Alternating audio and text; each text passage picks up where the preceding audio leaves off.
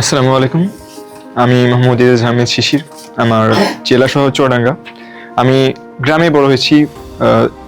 SSC পর্যন্ত আমি ওখানে ছিলাম, এরপর নটরডেম কলেজে আসি।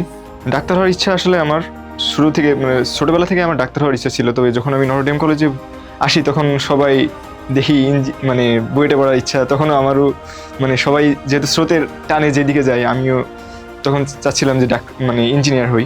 তো শেষের দিকে আমি যখন একটু বেশিভাবে ভাবি যে আমি ইঞ্জিনিয়ারিংয়ে কী করব বা আমি দেশের জন্য কী করতে পারবো, তখন আমি বেশি করে ডাক্তারি পেশাটা নিয়ে ভাবি। তখন আমি বুঝতে পারি যদি আমি ডাক্তার হই তাহলে আমি আমার দেশের জন্য অনেক কিছু করতে পারবো। আর যেহেতু আমি একজন গ্রাম থেকে গ্রামে বড় হয়েছি, তো গ্রামের মানুষদের জন্য কিছু করা যাবে ডাক্তার হলে। তো তখন আমি সিদ্ধান্ত নিই যে আমি শুরু থেকে, যেহেতু ইঞ্জিনিয়ারিং প্রিপারেশন ছিল আমার কলেজের শুরু থেকে, তো আমি মেডিকেল প্রিপারেশনটা শুরু করেছি সত্যি কথা বলতে গিয়ে অ্যাডমিশন টাইম থেকেই, এইচএসসি পর থেকেই।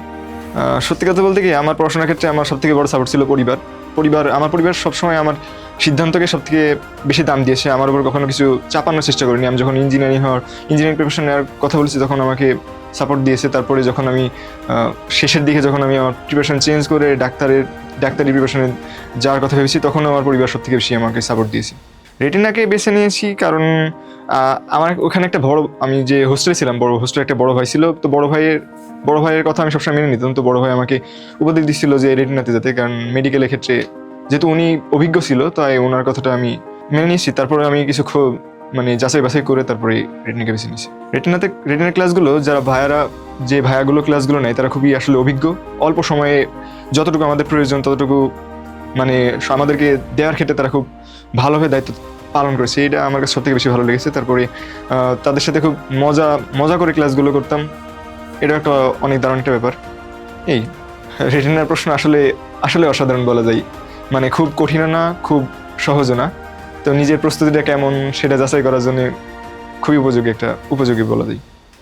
রিটেনের প্রকাশনী তো মূলত ডাইজেস্ট আমি ব্যবহার করতাম। প্রথমে আমি বই পড়তাম, তারপরে রিটেনের ডাইজেস্ট পড়তাম। রিটেনের ডাইজেস্টে আমার কাছে বই পড়ার পর যেই লাইনগুলো খুবই গুরুত্বপূর্ণ মনে হতো, আমি দেখতাম যে রিটেনের ডাইজেস্টে ওই লাইনগুলো আছে। তারপরে যেগুলো সব থেকে বেশি গুরুত্বপূর্ণ সেগুলো বোল্ড লাইন করা ছিল। তারপরে এক্সট্রা রাইটারদেরগুলো লেখাগুলো অন্য রঙে বা ভিন্ন রঙে, তারপরে আবার ওর ভিতরে বোল্ড করা ছিল।